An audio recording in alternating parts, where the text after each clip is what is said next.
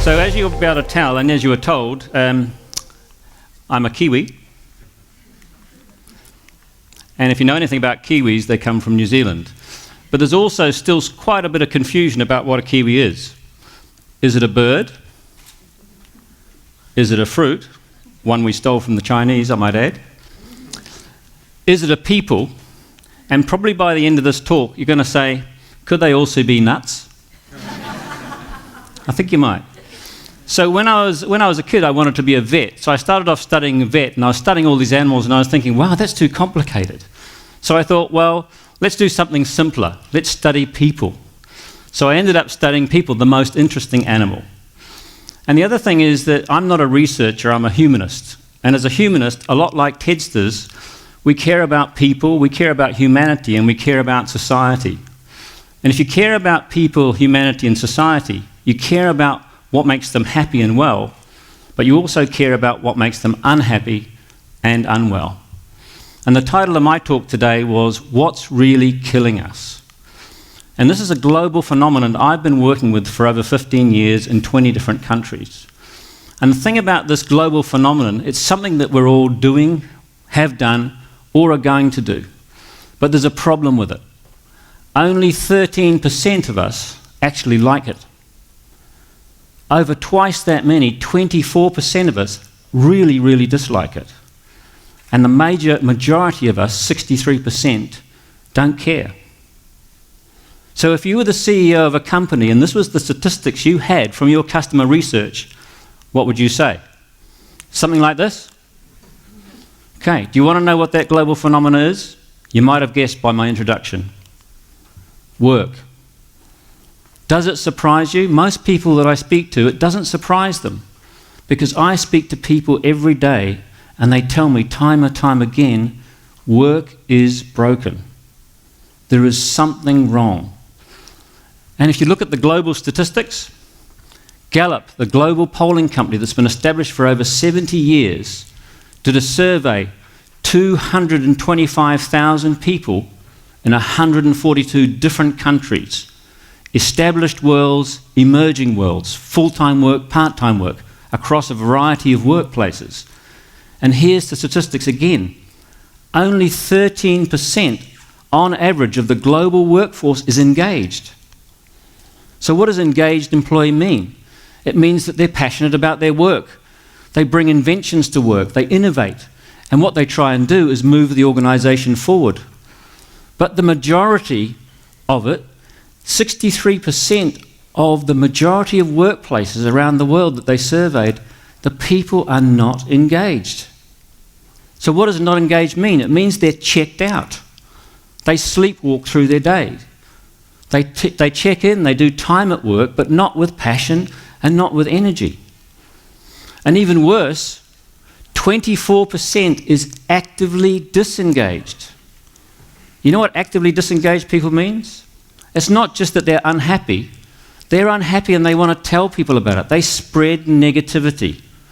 They actually infect the rest of the workplaces deliberately. And this is happening inside many, many organizations. I even see some people in the audience going, yeah, right? There's lots of noddings. Like, you know this stuff. Okay? So, Francesca, I talked to her last week. I've changed her name. She's a teacher. She said to me, I hate this place.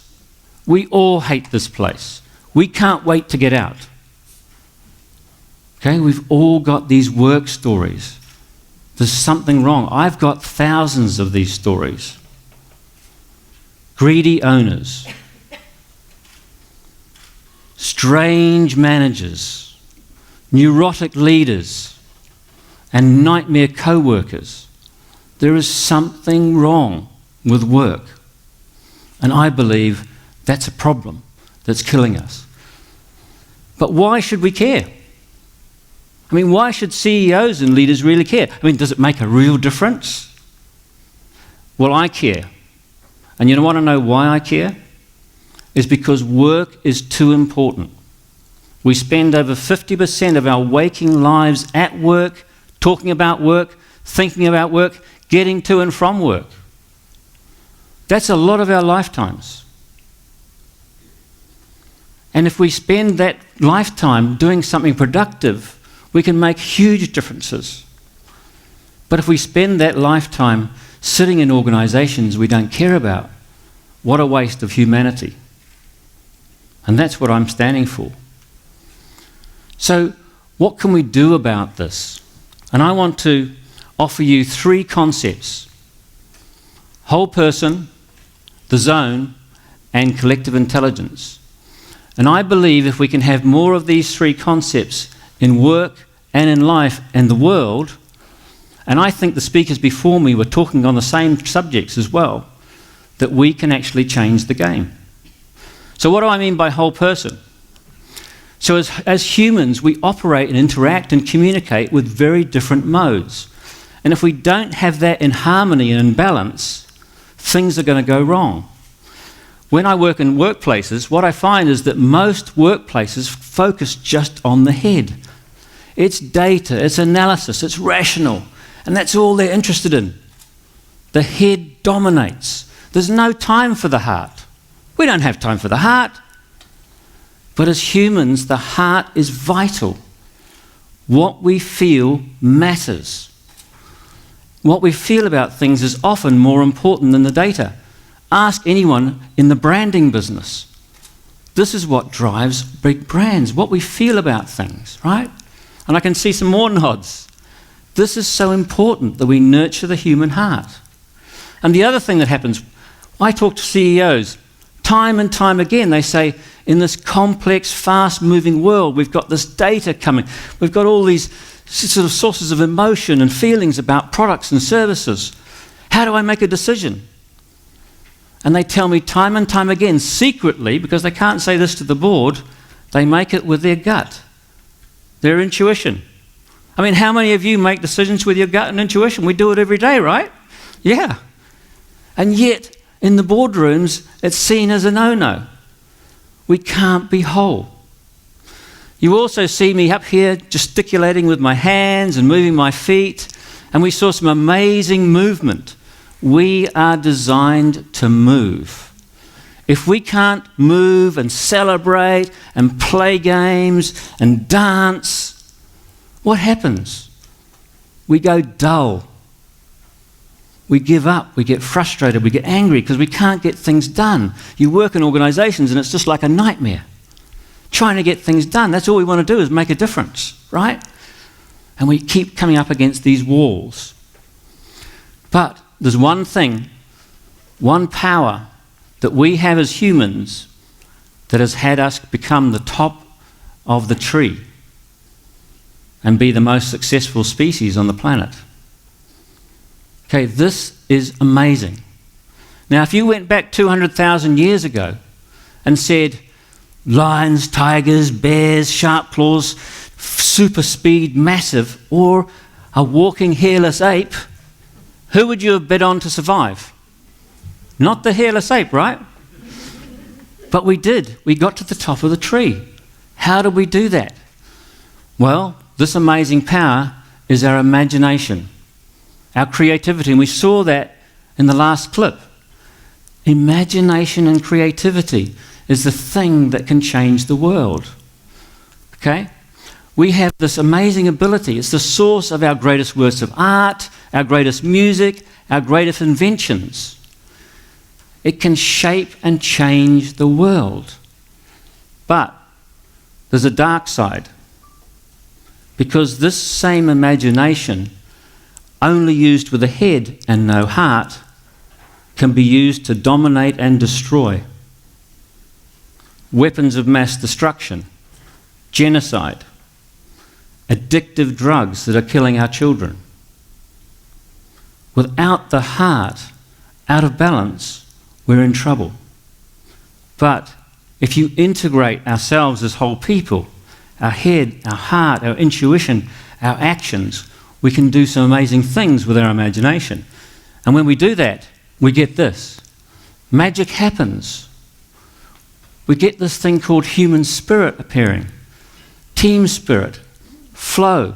Have you ever been in a situation where you're in a team and you're just flying, or you're with someone and you're just in that moment and it's happening? I see some more nods. Everyone's experienced this flow. Anya talked about it today. This is a whole person in action. That sweet spot. And you know the other thing? That if we can have whole people, we can do some amazing things. But the question is, how do we balance head and heart? So let me talk to you about the zone. Balancing head and heart.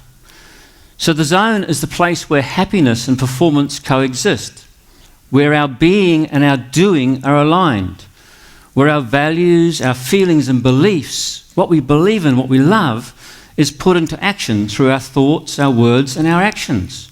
And this is called the zone. But are we always in the zone? Okay. So when we're not in the zone is when we're misaligned. When what we really believe, what we really stand for, what we truly love is not aligned to our doing. And when you have this misalignment, what happens is that you get stressed, you get worried, you start feeling inauthentic. Okay, you're up here and you're like a fraud all of a sudden. Okay? And so what happens is that you go out of the zone. And we notice that people that spend time out of the zone get sick. Dis-ease. Yes, disease. When you spend time out of the zone for too long, you get sick. And we see this all around the world. So how do you get into the zone? And how do you stay in the zone? Well, let me talk about aircraft. So when you get on a plane, you fly from A to B. You look at the map and you just see a straight line, right? But is that how pilots really fly? No. They're constantly course correcting. Wind, turbulence, traffic. They're going up and down and this way. You're sitting there thinking we're going straight. Okay, we're not. We're constantly course correcting. You have to do this in life too. If you want to stay in the zone, you have to constantly course correct. So here's 3 golden rules we created to help. Number 1, get yourself in the zone. Number 2, get someone else into the zone. And number 3, spend time in the zone together. So how do you get yourself in the zone? It's easy. Talk about something like passions, for example. Share your passions with someone. When you share your passions with someone, it comes alive. It's from your heart. Notice the impact it has on you. Notice the impact it has on someone else. Try it after this talk. How about getting someone else into the zone? How do you do that? Well, at work, you notice that sometimes when people are really mad, you're walking down the corridor, you see them, the smoke coming out the ears. What do you first thing you do? I'm not going in there. You walk around it, right? You have to change your behavior. You have to have courage to care. So next time, stop and think, okay, let's have some courage. You go in and lend a helping hand. Hey, can I help? You want a coffee? Huh? You want someone to talk to? Now, even if they say no, what do they know? They know that you care. And the heart is the seat of caring, compassion, and courage. And what about spending more time in the zone together? How do you do that? Well, you have to prioritize it. You have to make time for you to get in with a team of people or with someone else and talk about your imagination, talk about what you love, talk about real problems, be whole, collaborate, and try and work on some real problems. What it does is it tells people that you care about them as people. You care about their ideas and you care about them as a whole person, not just a head on a stick. And when you spend time in the zone together, you unlock collective intelligence. Look at the collective intelligence in this room. So, collective intelligence. You all know about IQ. You've all heard about EQ, emotional intelligence. But I'm talking about collective intelligence. And here's my definition. Harvesting and harnessing the wisdom of diversity. Look at the diversity we have on the planet. This is how we're going to solve the world's most amazing issues, by harnessing this diversity. And I believe this small equation is going to help.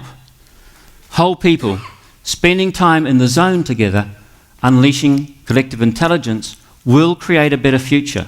And I'm not the only one that believes that. Look at Google. They love talent, so they've been pioneers at creating spaces where people can be whole and bring their best selves to work.